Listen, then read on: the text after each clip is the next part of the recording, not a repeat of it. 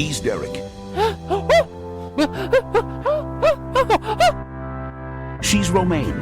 My ass exploded. That's the only way to explain it. My ass just was like an explosion. This is Derek and Romaine. 2.0, bitches!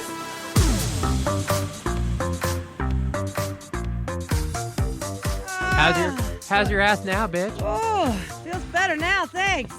Whew. Sometimes you just gotta let it get out of there.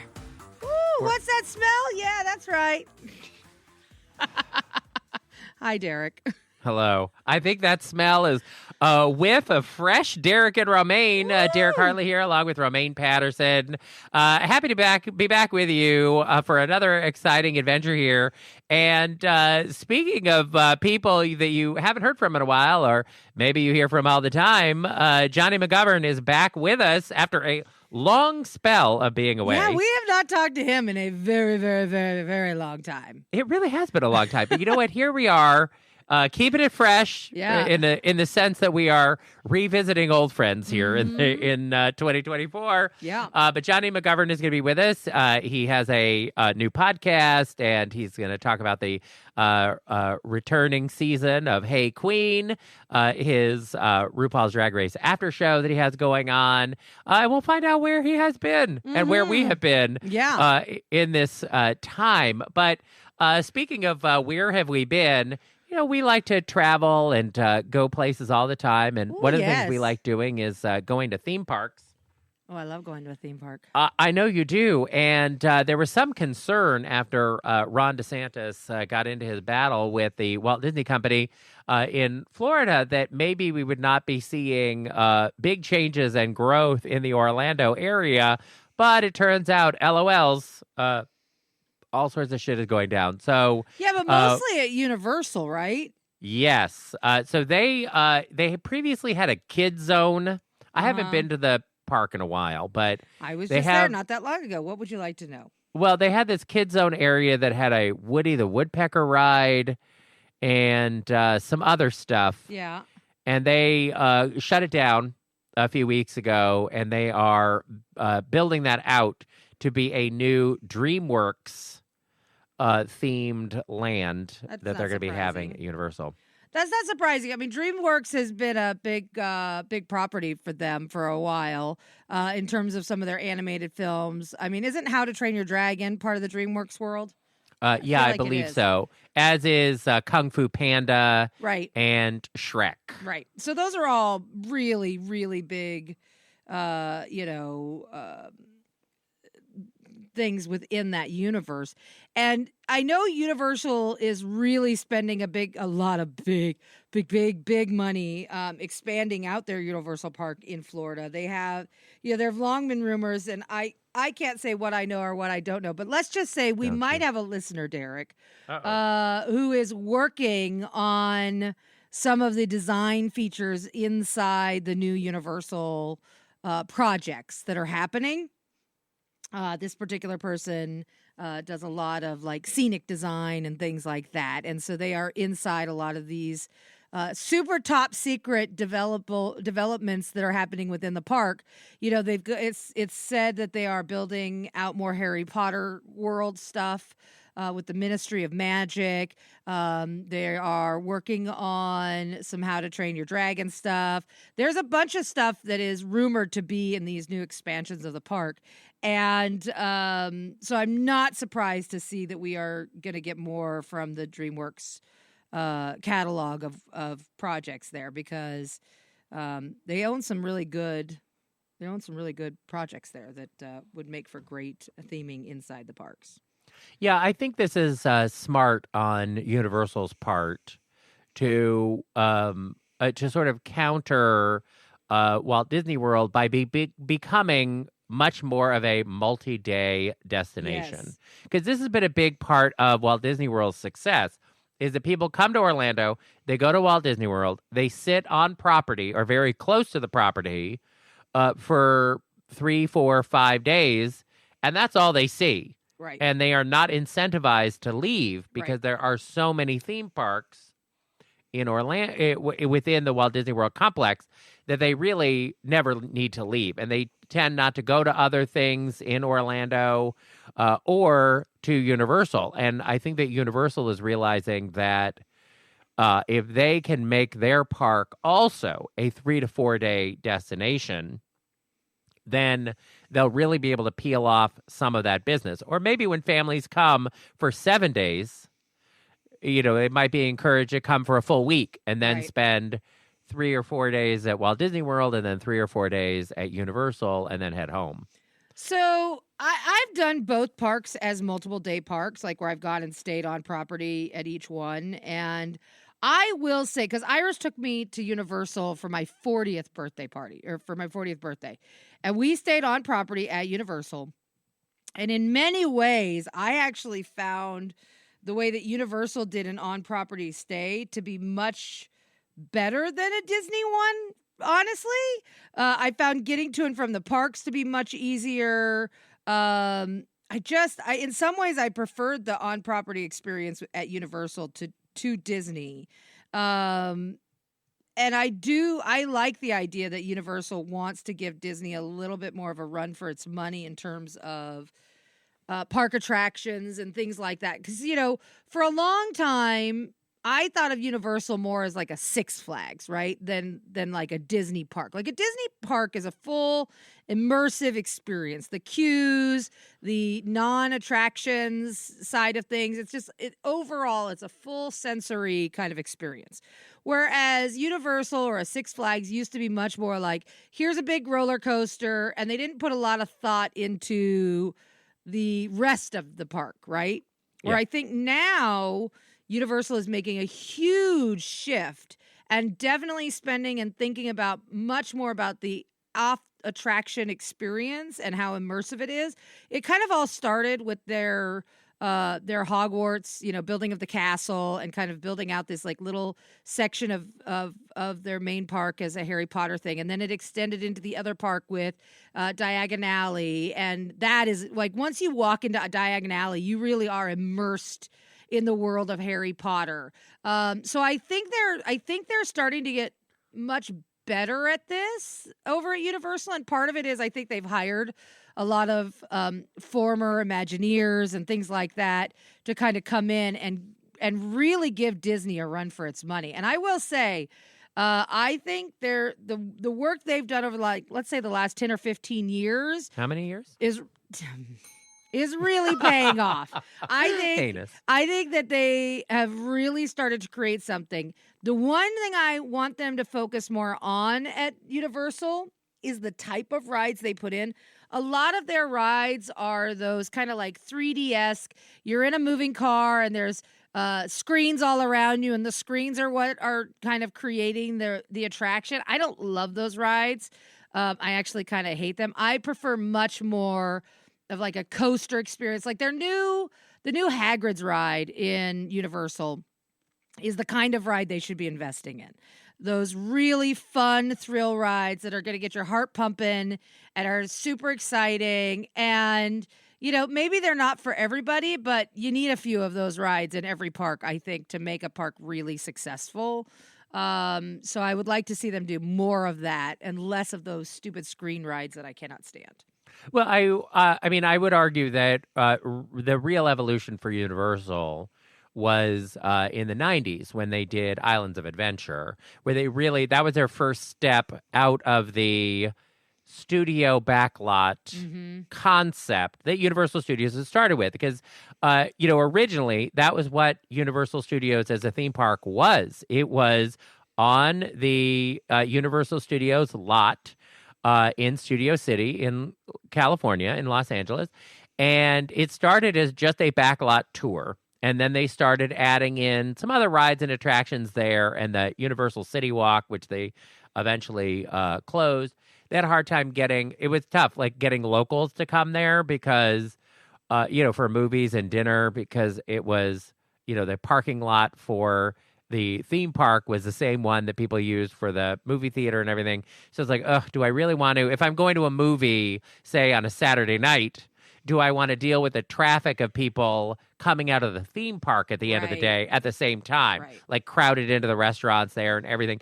Well, this has been a tough thing that a lot of sport venues that tried to build malls and movie theaters around them of like, oh, most of the time there isn't a game going on. So we have all this parking space and this empty space. We should get people to come here on other days of the week. But the reality is people never know when there's going to be a game on, and they don't want to have to deal with, I'll make plans to go to dinner here, and then I get there and there's 40,000 fans trying to leave at the same time, So I think Universal's City Walk had the same problem. But over time, Universal has really tried to build out more aggressively as a theme park concept in the way that Disney is, which is much more about the individual brands that they have, like with the Jurassic Park ride or other like Universal properties that they could turn into rides. And so Islands of Adventure was their first real foray into this, where they poached a good number of Disney Imagineers and really tried to go directly at Disney with some of the sort of theme work that was a step above what we were used to with Six Flags, for sure. And the Spider-Man ride at Islands of Adventure, even though now you hate these kinds of rides, when it first came out, was a real revelation. Sure. And I really liked the Spider-Man ride because you did feel like you were inside of a comic book. Like they did a good job of really making it feel like an immersive, interactive adventure. And it really caused Disney to step up their game, too, because it was the first ride at another theme park in America that wasn't a monster coaster that got everybody buzzing. So I think that Disney was like, oh, we really have to step up our technological game underpinning a lot of our rides. Like we have always been the cutting edge place, and somebody else has actually made a ride that is competitive with what we're doing. And then I think the Harry Potter land being such an immersive single property concept, again, made Disney look at doing Star Wars. And you see their very immersive Star Wars land as sort of a similar, like playing catch up to Harry Potter. So I think that the game is really on between the two of them now. And I think the Universal is investing in these DreamWorks properties because they know that eventually they will lose their Marvel properties because that's the underpinning of Islands of Adventure. Right. And they will be, at that point, they will be forced to look to other properties that they can build rides around. Yeah, I really do wonder what's going to happen because at some point, Disney is going to pull the Marvel rights for the Spider-Man ride, and I think there's a Incredible Hulk ride. I think a Superman roller coaster. Not Superman. What am I thinking? But I mean, most of those rides, Something I think maybe with the exception of the Spider-Man ride, and you just have to figure out how you can do it. But you can rebrand those. It doesn't have to be the Hulk coaster. It could just be the fucking Another coaster. big green coaster. Like it doesn't matter. Like it doesn't. The coaster is there. The coaster is fun. You can rebrand it and name it whatever the fuck you want. Kind of like they did in California Adventure when they rebranded the California Screamin' into an Incredibles ride. Like they slapped some paint on it. They threw up a couple of, little incredible standee type things in it, and all of a sudden it was a whole new ride. It's the same fucking ride. Yeah, the problem is there's a limited number, because Islands of Adventure, that Marvel area is built entirely around Marvel. Now, Fortunately, not all of Islands of Adventure is built around that, because, when it launched, they had, like, their old, 60s cartoons thing, like Dudley Do-Right. They had that, like, log flume ride. And they had a Seuss area. So they were utilizing other properties. But the problem is that they could replace these Marvel rides with something else, like retheme that area to something else. But there's just fewer and fewer properties left that either Disney doesn't own or Six Flags doesn't control or somebody else doesn't control. And, you could argue that even for Six Flags, like they have the DC properties like Batman and Superman, and that is great. But the old Warner Brothers cartoons characters do not have the same oomph that they used to have. And once Warner Brothers shelved the Coyote versus Acme movie, Yep. they really, undercut the value of some of these old DC cartoon properties too. Okay. Or old Warner Brothers cartoon properties, like the value of them, because, it's not going to draw anybody into a theme park if nobody has made a Roadrunner versus Coyote property in 70 years. Like, the people who loved this are dead or not going on a roller coaster. Yeah. But part of that is the Warner Brothers doesn't own Six Flags, so they're not necessarily invested in keeping up this IP for a third-party company to make money off of it. Yeah. True. But I think this is a good move by Universal. I do too. They do need to double down on other IP to sort of broaden the park and add in other things. And Shrek is still very popular. Well, who How to doesn't Train love Your Dragon. Shrek? Yeah, and Kung Fu Panda also. These are all three big hits, And they're of the still last 20 making years. Kung Fu Panda movies. Well, eventually they'll pour that into the ground. I mean, yeah. Yeah. But Walt Disney World also recently announced, they have their water parks, and now they're basically giving the people who are staying on property free entrance into the water parks. Well, their like water if you parks stay have never really been that popular. No. In fact, I'm a little surprised that Disney even invested in water parks, frankly, considering how they've never really been super successful. Honestly, can I be honest about water parks? They're gross. They're kind of gross. And part of it is you see how disgusting people behave. And it's because like we've gone, Iris and Romy and I, we've gone to water parks in the past. We've gone to like the Hershey Park. There's a water park side, and then there's the regular like amusement park side. And sometimes it is fun to go to the water park side and like just, wash yourself away in the human soup that is the lazy river. But the problem is the timing of the rides are not, they're slow.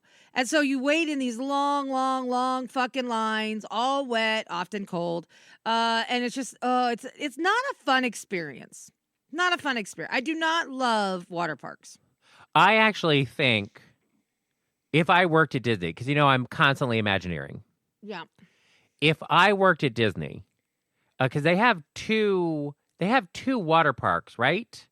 And one of them has been sort of permanently closed for a long time, and then the other one is open.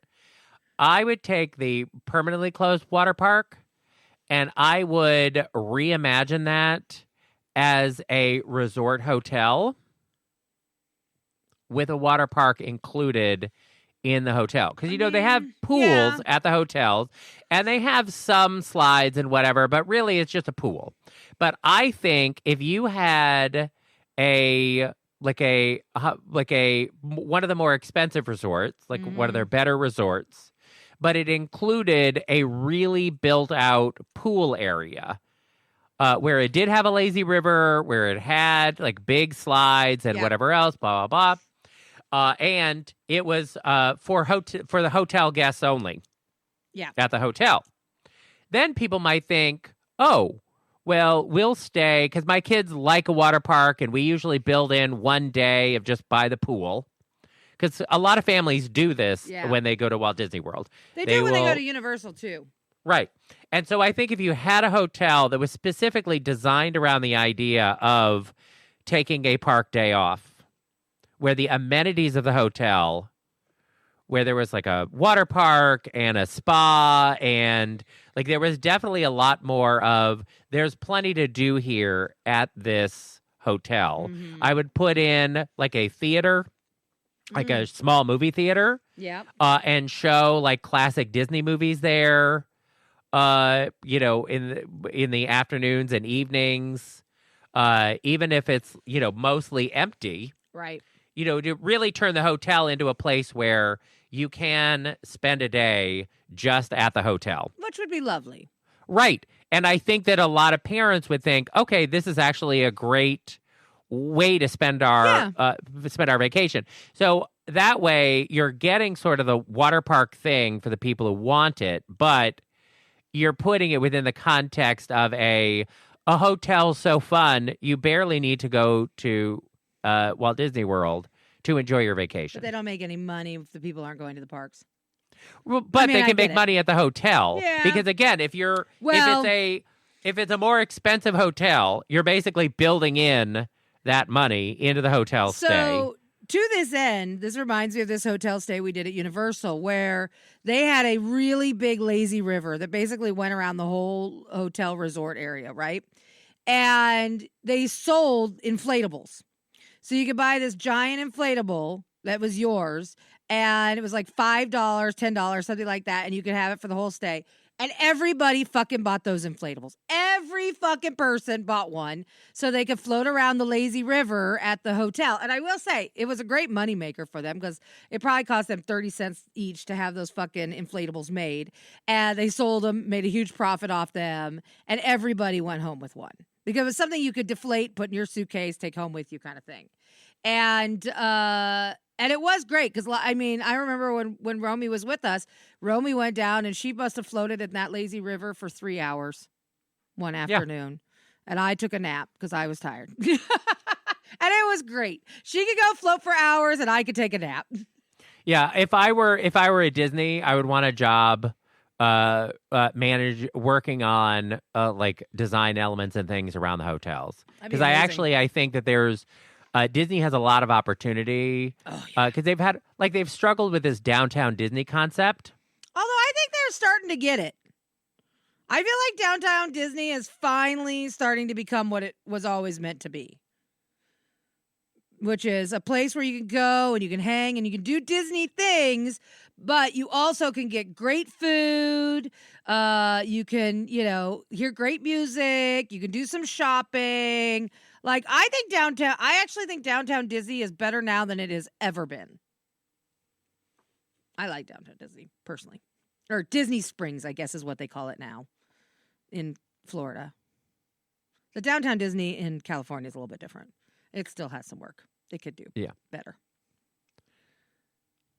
But I would I think that there's a lot of, I think there's a lot of opportunity to turn the hotels into some like a little bit of a destination, especially for the higher, like, because the higher end hotels, the big change that they've made recently, because they have so much space, is that they have started doing these like cabins and bungalows and things where people can, like, if you have a family, you can get, especially like a higher end family, you don't have to get adjoining rooms inside the main hotel. You can basically get your own cabin on property with plenty of space for you that has, a unique view and everything, and can have a lot more people in the room, and you just have a lot more like privacy and everything to yourself. And it's a different experience than staying in a hotel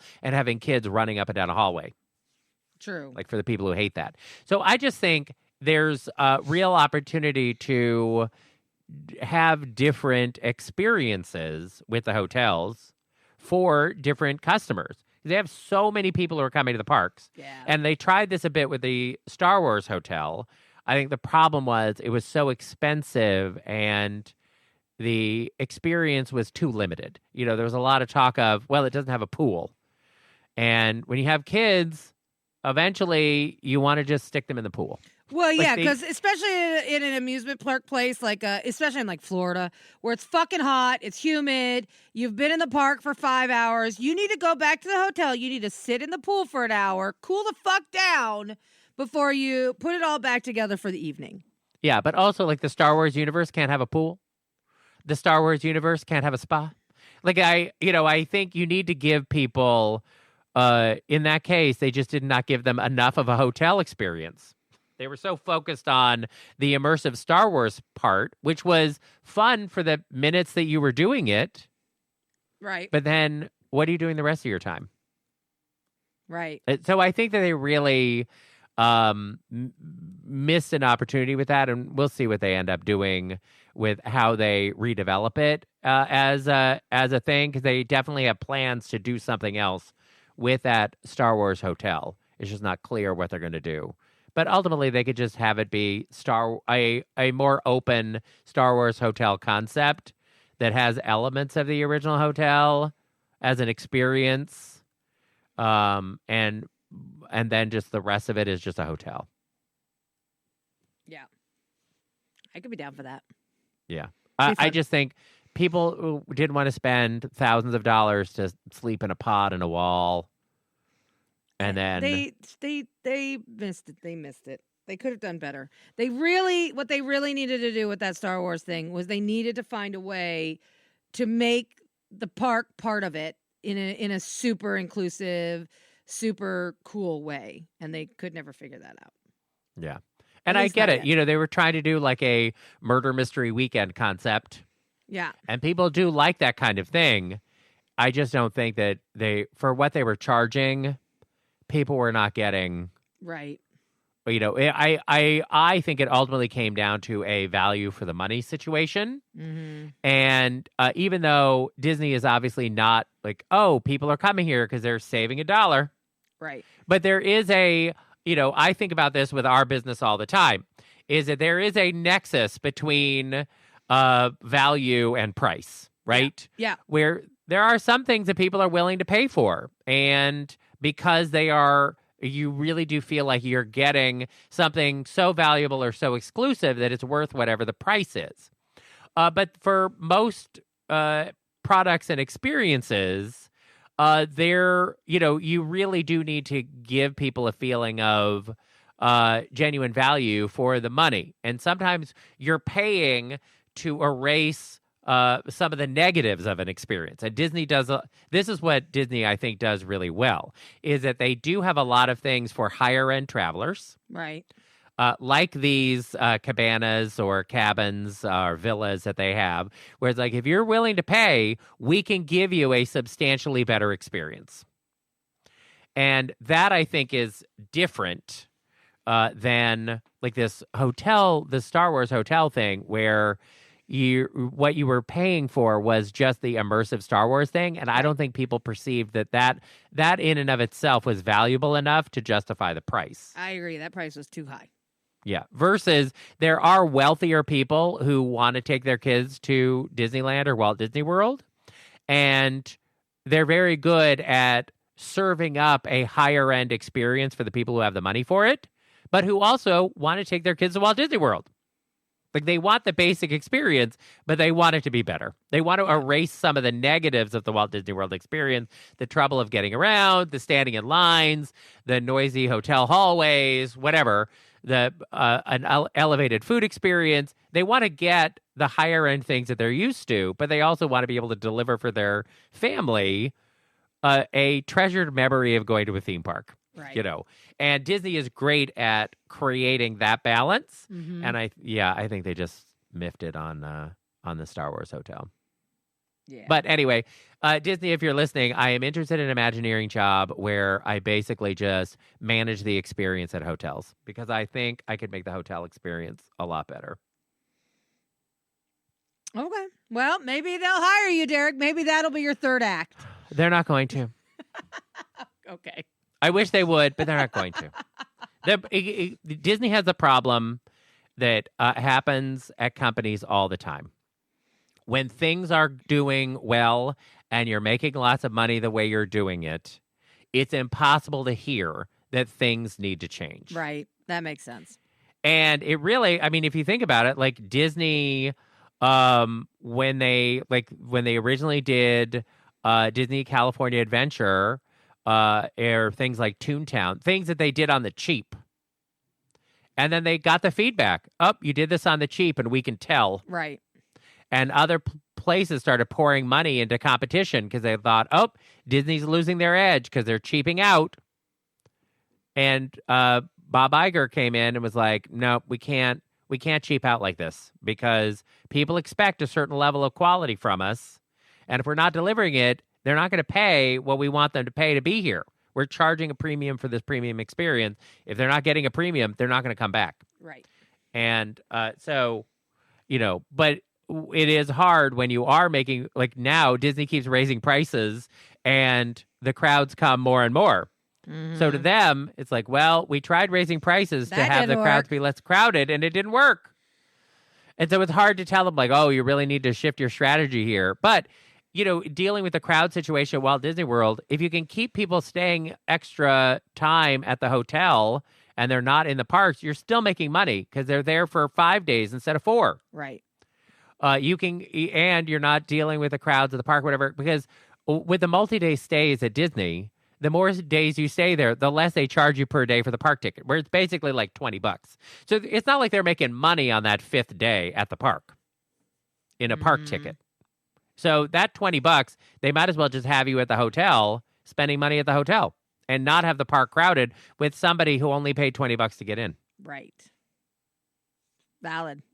Thank you. Yep. I do have valid things. I have valid things to say. You do. Look at you. Well, Jonny McGovern also has valuable things to say, and he is coming up next here on Derek and Romaine. More Derek and Romaine next. Derek here, along with Romaine, and for all you hookers out there, we have the original gay pimp.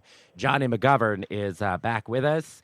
He is the host of Jonny McGovern is Gay as Fuck, a podcast that is available everywhere you get your podcasts. Yeah, GayAF. That's right. Oh, my. Everybody knows he's gay. It's true. And you can check him out. He is Jonny McGovern on TikTok and on Instagram. Jonny McGovern is your daddy. And remember, there is no H in Jonny McGovern. Jonny, welcome back to the show. I mean, has it been 20 years? I think last time I saw you guys was so long ago. It has been a hot minute. That's true. It really has. Like, can you believe it? We're all still here. Honey, we're all still doing it. We still got it, Queens.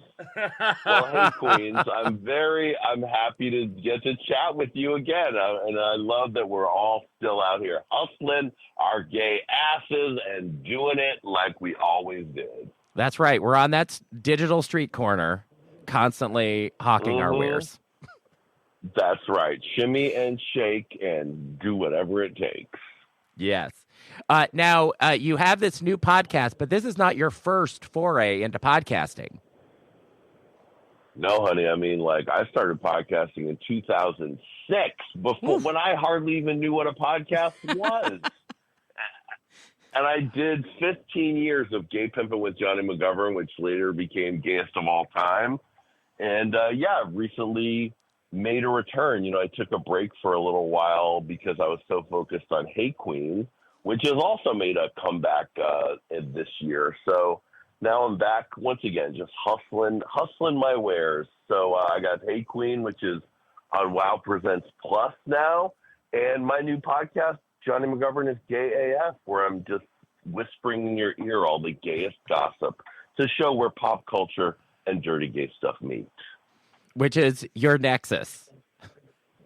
Yeah, exactly. I mean, I'm doing what I've always done.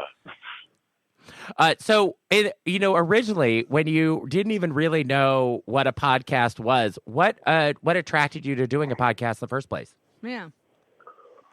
I think I had a very smart writing partner who was a nerd who said, podcasting is a new thing, which you should try. And I said, sure, sounds good.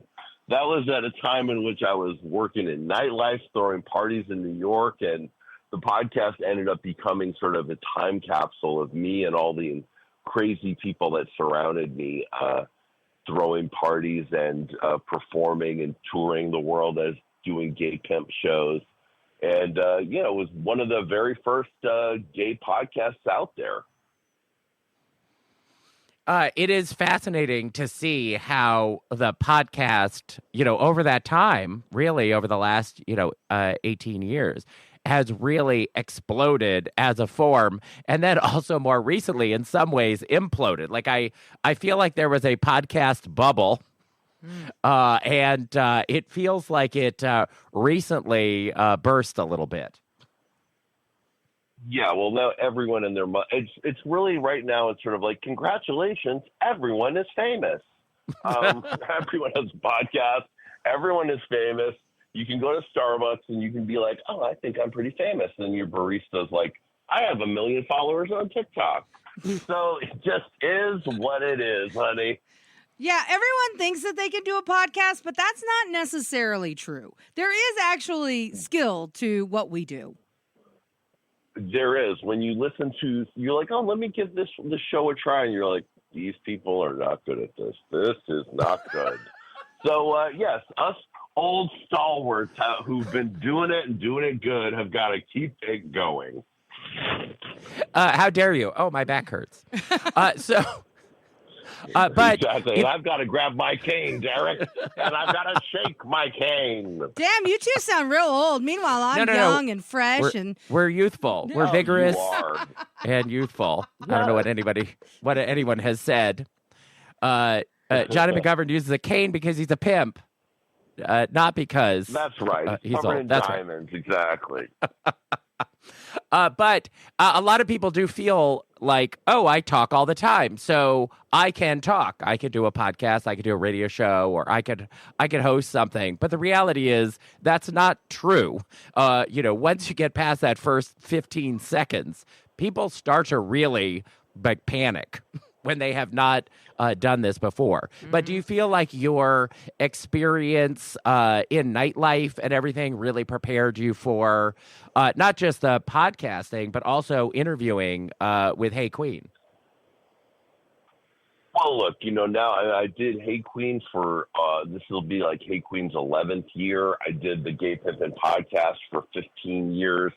So, I know what I'm doing. And it's actually, I'm sure you guys know this, the podcast audience is really my most loyal and most devoted audience that knows me the best.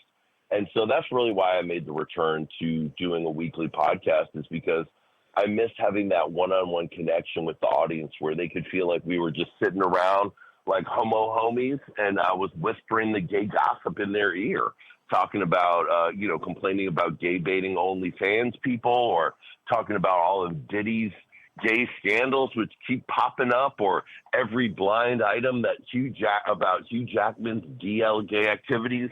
That's the kind of stuff that I like to talk about with my homies, and I know my audience likes to hear that kind of stuff too. So it's really fun to reconnect with that audience and have a place where I'm completely unfiltered and uncensored. And that's what Gay as Fuck is. Right. So, and you recently, I was sorry, Romaine. Yeah, you recently have been digging into the drama around Wendy Williams and her docuseries. Which, by the way, was exactly what I was about to segue into, because Derek and I have the same brain. So let's talk about it, because I did just watch the Lifetime documentary, and whoa, wow. Baby. I mean, I am such a huge Wendy Williams fan. I mean, I feel like Wendy Williams did it better than anyone else. I was on the Wendy show a long time ago when I was on Big Gay Sketch Show, and me and two people who have become extremely famous did it with me, Kate McKinnon, and Oscar nominee Coleman Domingo. Right. We did Hot Topics with Wendy, and I got to see Wendy up close, work the camera, and do that thing that she does. And we know, as people who are in entertainment for so long, that to be able to connect with that camera like that and to make it feel like they're talking directly to you is not easy. So I got to see up close how incredible Wendy was. And honey, I would wake up at 10 a.m. and feel it. I would get in and have joy every time I saw Wendy. So to watch this Wendy doc was truly painful. I mean, it's a true tragedy. And I knew this was going to be bad, the Wendy doc, but I did not realize how bad it was going to be and how off and delusional and fucked up she was. I mean, I really, it just made me so sad. I was crying during that. I felt just like, wow. There's that moment where she's there with Black China and she takes her wig off, and she's just sitting there and she looks so vulnerable. And it's a crime. Someone who worked so hard for so many years to now not have control of her money and not really have anyone around her, it's just so sad. And I'm just hoping that Wendy has been locked up in some kind of Swiss rehab for a year and got where they've kept that alcohol away from her, and she's hopefully getting better. I mean, that mystery continues. We still don't really know where Wendy Williams is or what is going on. How is she doing? Not well, bitch. Not well. Yeah, I mean, that is definitely very, very, very apparent. And I mean, it's sad because, here is someone who had all that charisma, had all that talent, and clearly there were people in her life that did not have the best interests of her at heart. And it sucks. Like, it is a very sad situation. And to me, it just feels like, they're exploiting her at this point. And that makes me both sad and angry. Yeah, and it seems like the only good thing is that, like with the Britney thing, it's possible that having so many eyeballs on the situation will cause everybody else who's in the situation to have to pull their shit together so that she is able to get into whatever situation is going to be best for her. But, God, it's hard to even know what that is at this moment. Mm-hmm. Yeah, it absolutely is. Oh, I hate it. Yeah. Me too. So what do you think it would be the best outcome for Wendy Williams at this point? Well, look, my dream for Wendy was that, she went through that whole thing where she was like, I'm going to do podcast. Right. And it was like Wendy was me in 2006 being like, podcast. She, as we saw in the doc, she doesn't seem to even know what a podcast is. But my thought was, if Wendy had her facilities together, we don't need Wendy to interview people. We don't need Wendy to do any of that. You could press record, and if Wendy had her shit together mentally, I would tune into Wendy every day just talking hot topics to me all day long. Yeah. And I think it could have been huge. And she could have had she could have worn all the Hoochie type outfits that she wanted and all the crazy Gucci things and felt free to say and do whatever she wanted. But at this point, I think the best we can hope for Wendy is that she's just surrounded by family and is not a lonely lady sitting in a Versace robe in her crazy looking apartment. Yeah. I don't think that when Wendy was in a good place, you looked at her apartment and her crazy outfits and her crazy decor, and you thought like, what? This is living. She's won. Right. But then that doc, when you see her alone in those sequin Gucci t-shirts and Hoochie shorts and Gucci like pantyhose and whatever, with her wig askew and her pink lipstick alone, sort of with her thyroid eyes bulging out alone, it just made it all so sad. So I think at this point, the best we can hope is that Wendy will get herself together and then get back with her family and just be surrounded by people that love her. Because I don't think we're getting a comeback from Wendy. I think much like Britney Spears, where we all dream of the day when Britney's like, guess what, y'all? I'm back and I'm ready to dance. I don't think that's happening. I'm gonna do it again. That's never happening. We have to let it go. We have to be happy with the spinning. We have to just know that she looks great. She loves a raccoon eye. She loves a messy hairdo, and she loves to spin in her Cheesecake Factory looking like living room. And we just have to say, you know what? That's enough. And for Wendy, same thing. We just have to want the best for Wendy right now. Okay, her Cheesecake Factory looking living room, fucking amazing. No lies detected. I mean, exactly, sweetie. We know. I mean, honey, I wanted to order the Thai lettuce wraps every time I see Britney spinning around. I want to be like, I'll have the miso salmon and the Thai lettuce wraps. Now that's all I'm ever going to think when I see her doing her dumb little dance videos. Thank you for that, Johnny. Thank you. I'm here for the chicken piccata, extra salty, please. Thank you. Exactly, honey. I mean, she told the designers, I love the Cheesecake Factory and I want to live there. Well, I certainly hope that Wendy, at the very least, is surrounded by people who have her best interests at heart. Because as we've talked about on our show about this, the real concern for somebody who is entering into a long-term phase with dementia, that can be expensive care, and she's relatively young. She could live for decades. So I hope the people around her are, preparing her financially and protecting her financially for the possibility of something like that. Because I think the worst thing that could happen is her to fall on really hard times, 10 years from now. And that would just be, an even more heartbreaking situation. So I hope she's surrounded by good people. Yeah, agreed. Yeah, she worked hard think of it. She did that show for 12 years every single day. She should have a huge nest egg built up. And I hope but she got that divorce protected. and that husband wasn't so good. That's true. He was a hot mess. And, but it didn't seem like he got all the money. It seemed like she was going to be as rich as she needed to be for the rest of her life. But we just never know. I mean, That's right. It makes me sad. Yeah, you never know how people spend their money version. when they have it. It's kind of cray-cray. Yeah. That's true. Yeah. Now, with Hey Queen, Hey Queen. I just feel like it needs to be said like that. You should be, yeah.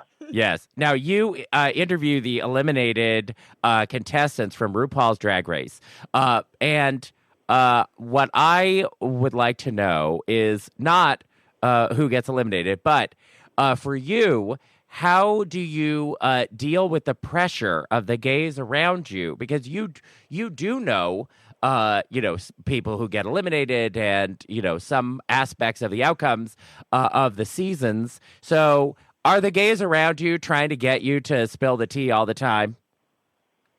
Honey, everybody knows that I spent 10 years trying to get to the mothership of World of Wonder, where I could have the access to the queens like we do right now. And people know better than to ask me one question about anything, because if there's one thing is, honey, you do not spill the tea. Because that's what's really incredible about this new season, is that now that World of Wonder is producing the show for WoW Presents Plus, is that, I did the show independently for, a decade. And so I would sometimes get the girls a year after they'd been on the show, wow, or even more than that. And because now, the people that they get to talk to, initially when I was doing it, I could call up I literally sent RuPaul an email. I was like, hey, do you want to be on the show? And he said, sure. That was what happened in the early days. Right. Right. And I could just talk to the girls on Instagram and have them come on. But as the shows become a global phenomenon, it becomes more and more difficult. You're competing with Entertainment Weekly. You're competing with all of the biggest media outlets to try to get these girls. So the opportunity to be able to be the first sit-down interview these girls have on TV is incredible. I mean, we filmed the show the day that the episodes come out with their elimination. So the access is incredible. I'm working with Emmy Award-winning producers. It's just like a dream come true. It's a full upgrade of the show. I can be like, hey, that immunity potion? Can you guys get me that so we can play with it on the set? And they'll be like, yes, here it is. Or can we recreate that look that girl did on the runway so I can wear it? They're like, yes, here it is. So it's really it's truly dreamy, and it's so fun to see this show get to the point that I had dreamed about it being for so many years. And now new episodes are out every Monday on WoW Presents Plus. So the girls get eliminated on Friday, and our interview with them comes out on Monday, and we're the first place that they're sitting down to talk about everything. So it's really cool, and I'm truly thrilled. So let me ask you a personal opinion about drag and Drag Race. So different queens come to the show, and they bring different things to the table in terms of, their looks, their talent, their skills. And I do like that on the show, there is a mix of queens that have different strengths that they are coming in with. for you as a viewer of the show, as somebody who has seen a lot of drag, what do you think is the most essential skill for a drag queen to have? Well, I think that now it really requires them to know who they are fully and be fully realized before they come on the show. I mean, a lot of times someone will get on the show who is talented in some ways, but maybe not ready for the Olympic level of drag competition like they have on the show. And then, you're only new once. You're only making your debut once. So, of course, if you get on the show, it's one of those things where it's like they're like I may never get this opportunity again. I've got to take it. But, honey, if you go too early or you're just not ready, then you've missed your chance. I mean, I guess there's always all-stars, but even now, I feel like the people who do the best are the people who are truly ready. They know how to put an outfit together. They know themselves enough to be funny and be able to do a little skit, to be able to write a rap, to be able to do. We know what it takes to get through that show. The show hasn't changed that much in terms of here's the skill sets you need. Yeah, it's like, honey, take a sewing lesson, write a couple raps before you leave, get your comedy chops together, take an improv class. It's so weird that that's now where it is, but the rewards for being a star on Drag Race are beyond what it ever was back in the day. I mean, on the new season of Hey Queen, we have Kevin Aviance doing the intros to the show. And Kevin Aviance was my favorite drag queen from back in the day in New York City. And he was one of the most famous drag queens in the world. Mm-hmm. But there was a ceiling to the amount of fame that you could get. It was only, mostly people were going to see you at 5 a.m. in a big nightclub. Right. But they weren't, it wasn't going to be your mom and your sister that knew who they were. And now the amount of fame that they can get, and like some of these girls are multimillionaires, and they're multi hyphenates doing, Trixie Mattel with her motel and her TV shows and all the rest. The rewards are huge, but you have to be really ready to take it and run with it. Who do you think has had the biggest success from RuPaul's Drag Race, aside from obviously RuPaul? I think Trixie and Katya are probably the top girls in terms of influence. Trixie has makeup, motels, TV shows. Katya seems to be able to just do anything and everyone wants to watch it and do it. They're endlessly fascinating to a very devoted audience. So I say that they're at the top, but I mean, you look at other people in other realms, like Violet Chachi's working and Simone are working the runways in Paris and Milan. I mean, the girls have been able to do it. If you know what you want to do and like I'm a theater queen and when I get out of this, I want to be able to do this. If you play your cards right, you can have your dreams come true. I think like Thorgy played Carnegie Hall with a full symphony orchestra. I mean, that wouldn't have been possible 20 years ago. So it's pretty amazing to see what you can get if you play your cards right. But they also got to deal with the fucking toxic fandom, which really is brutal. That's true. Well, I do not envy that. Ooh. Yeah.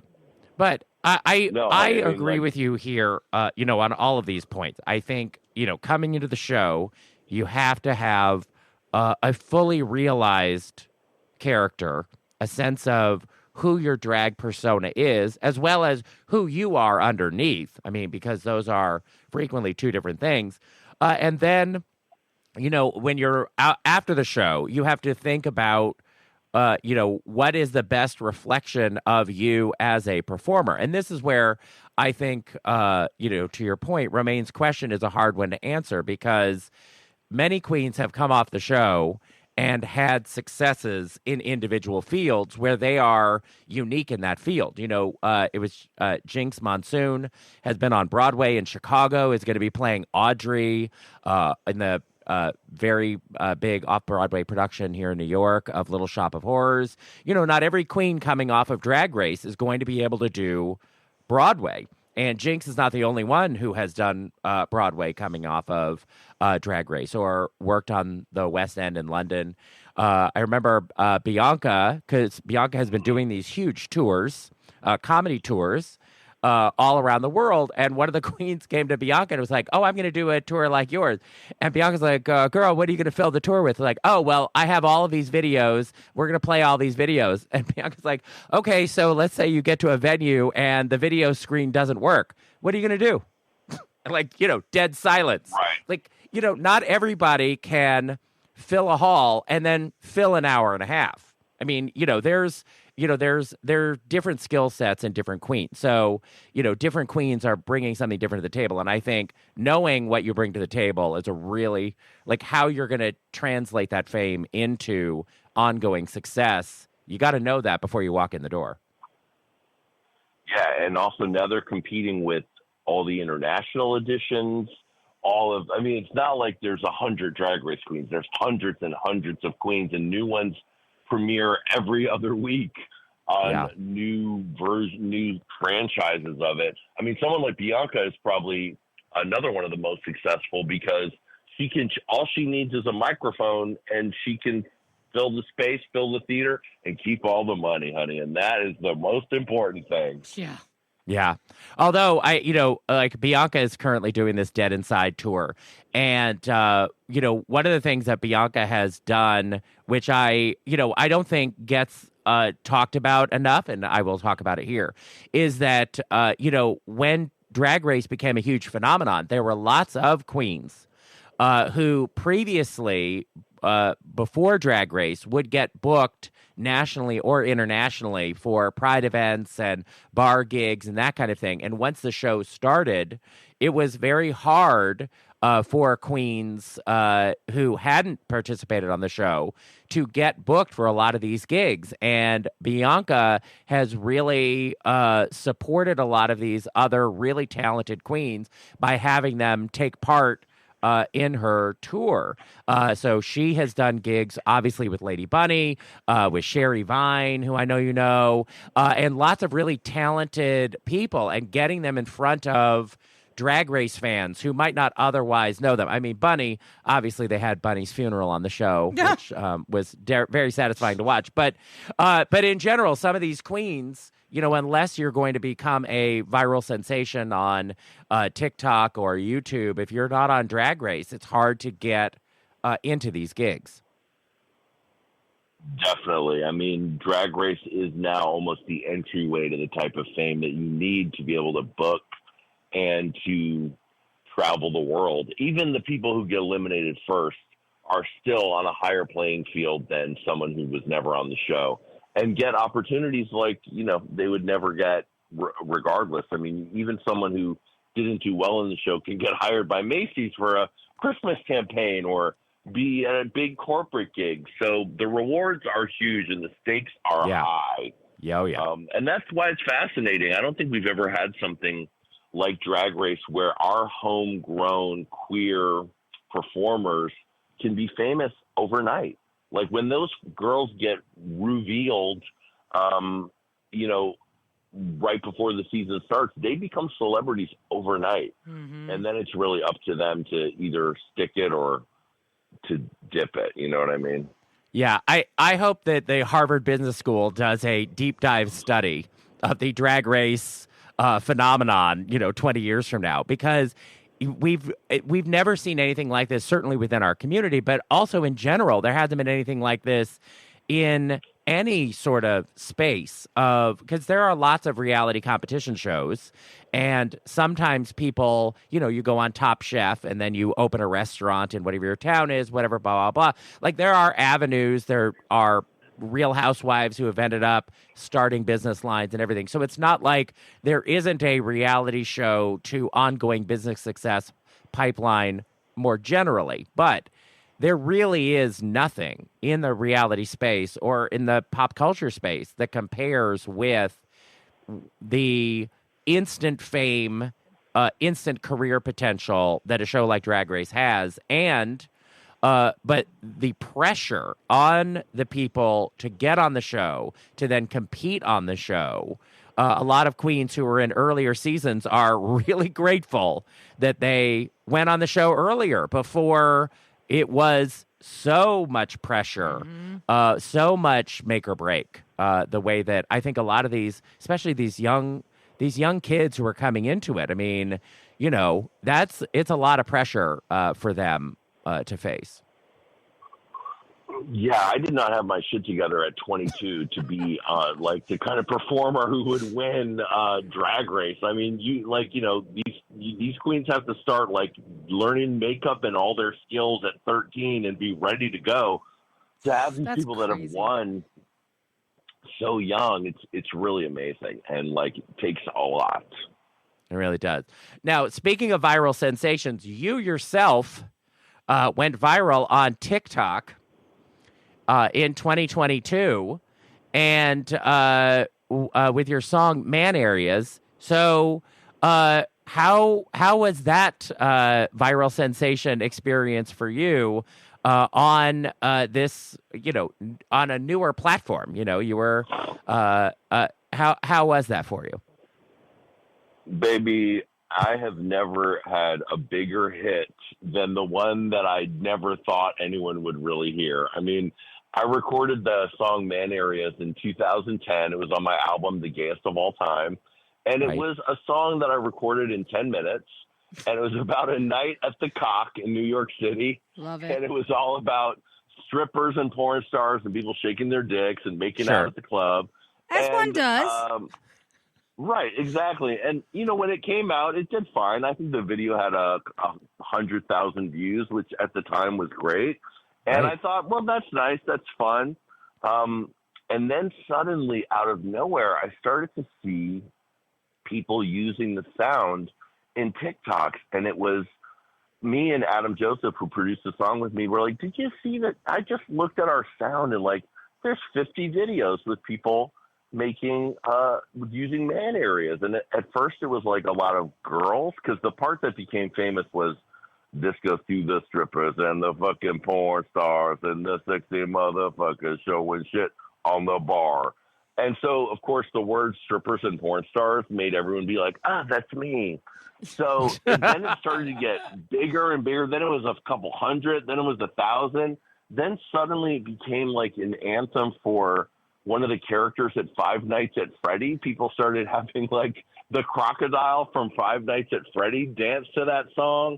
And then it went all over the place. The song now has 22 million streams on Spotify. Yeah, it's insane. Which is my biggest song ever.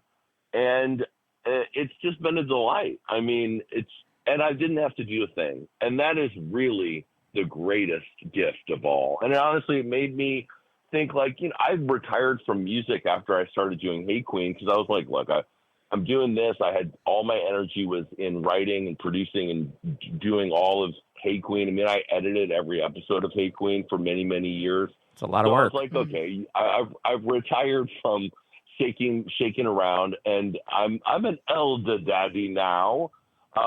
But after this, I was like, well, you know what? Maybe people need more rotted, gutted gay strip club music. So I have a new record coming out this summer, which, of course, will be called Man Areas. And the songs will be just as rotted, gutted, and dirty as that one. Amazing. Fabulous. Well, it's good to know that even as many things change, some things never change. Jonny McGovern, Exactly. I'm so glad you could join us, and let's not make it another 20 years, shall we? Exactly.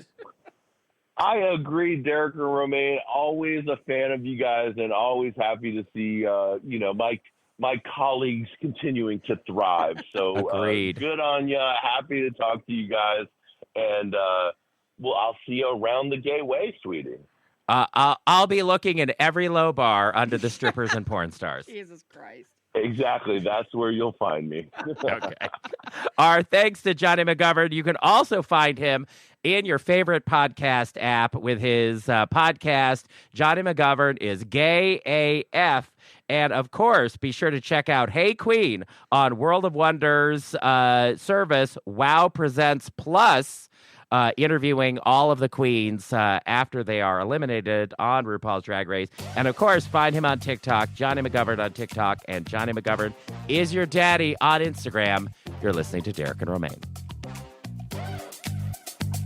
Well, there you have it. The end of another perfect episode of Derek and Romaine. And if you want more great fun, go to dnrstudios.com and subscribe to get our show every day. And don't forget, for DNR Plus subscribers, you can use the DNR Cast app for iPhone, available now in the App Store.